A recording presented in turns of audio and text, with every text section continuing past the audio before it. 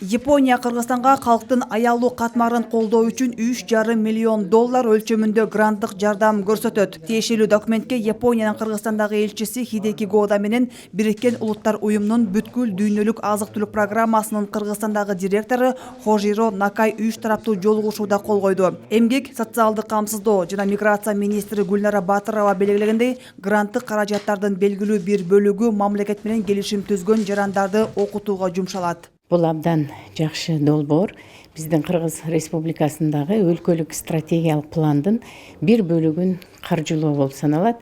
Бүгүнкү долбоор негизинен биздин мамлекетибиздеги калктын аялуу катмарына, жумушсуз жарандарга, аз камсыз болгон жарандарга азык-түлүк берүү жардамы аркылуу ошол өзүн өзү камсыздоо, колдоо долбооруна кол коюлду.